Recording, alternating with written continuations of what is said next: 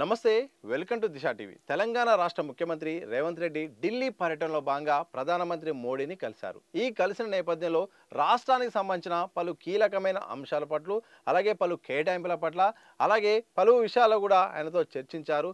రాష్ట్ర అభివృద్ధిలో భాగంగా కేంద్రం నుండి నిధుల అవసరాన్ని బట్టి కూడా పలు ప్రాజెక్టులకు పంపించాల్సిన అవసరం కేటాయించాల్సిన అవసరం కూడా ఆయన గుర్తు చేశారు. దాదాపు గంట సేపు కూడా ప్రధానితో సీఎం రేవంత్ రెడ్డి అయితే చర్చించిన భేటీ అయిన సందర్భం అయితే కనిపిస్తూ ఉంది. అయితే భేటీ తర్వాత ఆయన బయటకు వచ్చిన తర్వాత మీడియాతో దాదాపు సుదీర్ఘ కాలం పాటు కూడా ఆయన చర్చించారు, చిట్ చాట్ కూడా నిర్వహించారు. ఈ చిట్ చాట్లో మాత్రం పలు కీలక అంశాలు అయితే ఆయన బయట పెట్టారు. అక్కడ విలేకరులు అడిగిన సందర్భంలో 2-3 అంశాలు కనుక చూస్తే మాత్రం ఆయన కేంద్ర దర్యాప్తు సంస్థల విషయంలో మాత్రం సంచలనమైన వ్యాఖ్యలు చేశారు. రాష్ట్ర పరిధిలో ఎందుకు విచారణ చేపడుతున్నారు? గత 10 ఏళ్ల కాలంలో బీఆర్ఎస్ అవినీతి చేసింది, మరి కేంద్ర దర్యాప్తు సంస్థలకు ఎందుకు అప్పగించడం లేదు? రాష్ట్ర పరిధిలోనే విచారణ ఎందుకు సాగుతుంది? ఫోన్ ట్యాపింగ్ పైన అలాగే కాళేశ్వరం పైన దాంతోపాటు విద్యుత్ కొనుగోల పైన వివిధ రకాలపైన కూడా రాష్ట్ర పరిధిలోనే ఎందుకు చేస్తున్నారు? మరి ఈ అంశాన్ని ఎందుకు కేంద్ర పరిధిలో ఉన్న దర్యాప్తు సంస్థలకు ఎందుకు ఇవ్వట్లేదు? తద్వారా మరింత విచారణ జరిగే అవకాశం ఉంది కాదని అడిగిన ప్రశ్నలో మాత్రం ఆయన కొన్ని సంచలనమైన వ్యాఖ్యలు చేశారు. అవును, రాష్ట్ర పరిధిలో విచారణ చేపడుతున్నాం, ఒకవేళ కేంద్ర దర్యాప్తు సంస్థలకు కనుక విచారణకు మేము అనుమతిస్తే మాత్రం ఆ దర్యాప్తు సంస్థలు బీఆర్ఎస్ బాగోతానంతా తమ దగ్గర పెట్టుకొని అది ఎన్డీఏ ప్రభుత్వానికి ఇచ్చే అవకాశం ఉంది. తద్వారా బీజేపీ దీన్ని రాజకీయంగా వాడుకోవడానికి బీఆర్ఎస్ను తన అనుకూలంగా చేసుకునే అవకాశం ఉంది. అవసరమైతే బీఆర్ఎస్ చేసిన తప్పిదాలను తమ గుప్పిట్లో పెట్టుకొని వాళ్ళను రాజకీయంగా కాపాడాలంటే మాత్రం ఒకవేళ బీఆర్ఎస్ను బీజేపీలో విలీనం అయ్యే అవకాశం కూడా కనిపిస్తూ ఉంది. ఇలాంటి పరిస్థితుల నేపథ్యంలో మేము అందుకనే రాష్ట్ర పరిధిలో చేపడుతున్నాం. ఎందుకంటే కొంతకాలంగా కేంద్ర దర్యాప్తు సంస్థలు కేంద్ర ప్రభుత్వానికి కీలుబొమ్మలుగా మారిపోయాయి, బీజేపీ కీలుబొమ్మలుగా మారిపోయినట్టు కూడా కొన్ని సందర్భాలు చూస్తే అర్థమైపోతుంది.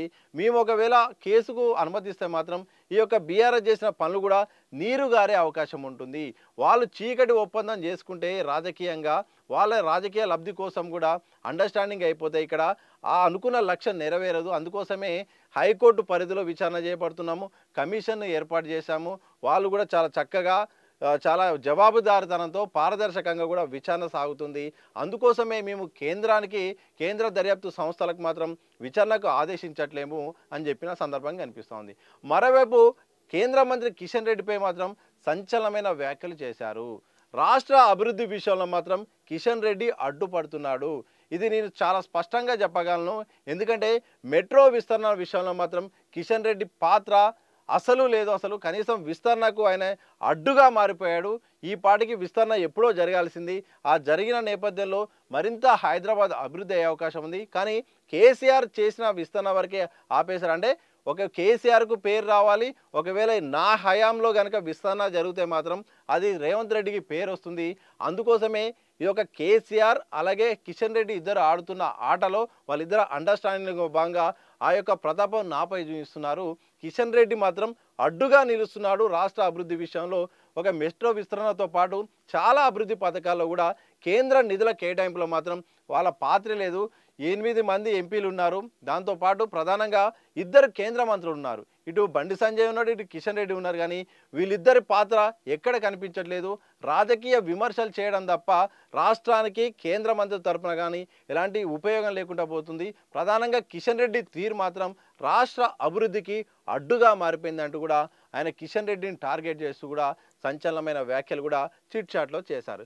ఇక మూడవ అంశం అయితే చాలా ఆఫ్బీట్, ఇది చాలా ఇంట్రెస్టింగ్గా వ్యాఖ్యలు చేశారు. ఎందుకంటే ఈ మధ్య రామలింగమూర్తి గారు చనిపోయారు. ఆయన సామాజిక కార్యకర్త.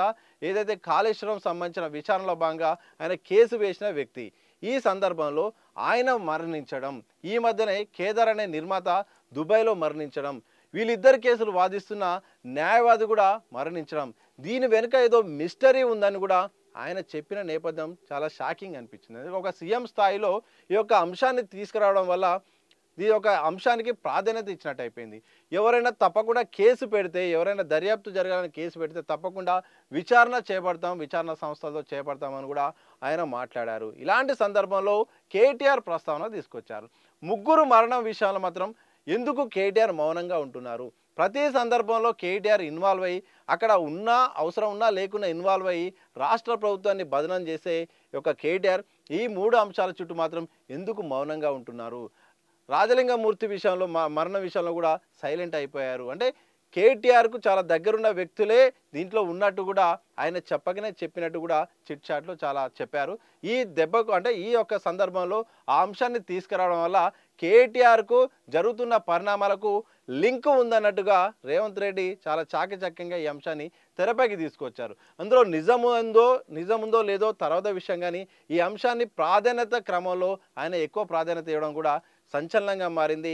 ఇక ఈ అంశం చుట్టూ కూడా మారింది. ఎందుకంటే కేదార్ దుబాయ్లో అనుమానాస్పద మృతి, అలాగే ఇక్కడ ఏదైతే రాజలింగమూర్తి ఉందో ఆయన హత్య కూడా పెద్ద సంచలనంగా మారింది. ఒకవైపు సినిమా నిర్మాత, అలాగే కేటీఆర్కు సంబంధాలు ఉన్న వ్యక్తి అని తెలిసింది. ఇలా జరగడం వల్ల దీని వెనుక ఒక ఏదో కారణం ఉంది. ఇద్దరు కేసులు వాదించే లాయర్ కూడా ఆయన కూడా మరణించడం వెనుక సంథింగ్ ఇక్కడ ఏదో జరుగుతుంది. ఎవరైనా విచారణకు ఆదేశిస్తే తప్పకుండా, ఎవరైనా కేసు పెడితే విచారణ తప్పకుండా జరగాల్సిన అవసరం ఉంది. దీని వెనుక ఏదో రహస్యం అయితే లాగి ఉంది అన్నట్టు కూడా ఆయన చెప్పినట్టు కూడా అక్కడ చిట్చాట్లు అయితే చెప్పారు. ఇలా రాష్ట్రానికి సంబంధించిన చాలా అంశాలు, కేంద్రానికి సంబంధించిన చాలా అంశాలు కూడా ప్రస్తావించారు. అలాగే రాహుల్ గాంధీ భేటీ విషయంలో కూడా మాట్లాడారు. దాంతోపాటు ఢిల్లీ పర్యటన విషయంలో ఆయన పదే ఢిల్లీ పర్యటన చేస్తున్నానని బీఆర్ఎస్ చేస్తున్న ఆరోపణల విషయంలో కూడా స్పందించిన నేపథ్యం. అంటే రాష్ట్ర అభివృద్ధి కోసం నేను ఎన్నిసార్లు అయినా ఢిల్లీకి వెళ్ళే పరిస్థితి అయితే కనిపిస్తూ ఉంది. రాష్ట్ర అభివృద్ధి కోసం వినతి పత్రాలు ఇవ్వాల్సిన అవసరం ఉంది. కేసీఆర్ లాగా వెళ్ళకుంటే రాష్ట్రానికి నష్టం వచ్చే అవకాశం ఉంది. కాబట్టి తప్పకుండా వెళ్ళాల్సిన పరిస్థితి ఉంటుంది. అలాగే రాహుల్ గాంధీని కలవడం అనేది కూడా సందర్భాన్ని బట్టి, అపాయింట్మెంట్ బట్టి కలవాల్సి ఉంటుంది. కానీ ప్రతిసారి ఢిల్లీకి వచ్చినప్పుడు వారిని కలవాల్సిన అవసరం లేదు. వారు అవసరం ఉన్నప్పుడు తప్పకుండా అపాయింట్మెంట్ ఇస్తారు. నేను కలవాల్సినప్పుడు కూడా నేను కలుస్తానని కూడా చాలా అంశాలు కూడా మాట్లాడారు. కేంద్రం నిధుల విషయంలో మాత్రం ఇక్కడుండి బీజేపీ వాళ్ళు మాత్రం చాలా ఎక్కువ అంత స్పందించట్లేదు. బీజేపీ నాయకత్వం ఉన్నప్పటికీ 8 మంది ఎంపీలు ఉన్నప్పుడు కూడా పూర్తిగా స్పందించట్లేదు అని చెప్పారు. ఇలా మొత్తానికి చాలా అంశాలు మాట్లాడినప్పటికీ 2-3 అంశాలే ప్రధానంగా తెరపైకి వచ్చాయి. ప్రధానంగా ఆయన మాటలు అర్థమైపోయాయి. కేంద్ర దర్యాప్తు సంస్థలు మాత్రం అందుకోసమే మేము విచారణ ఇవ్వట్లేము, ఇస్తే మాత్రం అది బీఆర్ఎస్ను దెబ్బతీసి అలాగే ఆటోమేటిక్గా అది బీజేపీ వాడుకొని కూడా రాజకీయ ప్రయోజనాల కోసం వాడుకొని ఇద్దరు ఒక్కటే అవకాశం ఉందంటూ కూడా సంచలనమైన వ్యాఖ్యలు అయితే కనిపిస్తోంది. మొత్తంగా ఇది ఢిల్లీ పర్యటన నేపథ్యంలో మొత్తం సీఎం రేవంత్ రెడ్డి మాత్రం ప్రధాని మోడీని కలిసిన తర్వాత మీడియా చిట్ చాట్లో పలు కీలకమైన అంశాలు చెప్పిన సందర్భం మాత్రం అక్కడ కనిపించింది.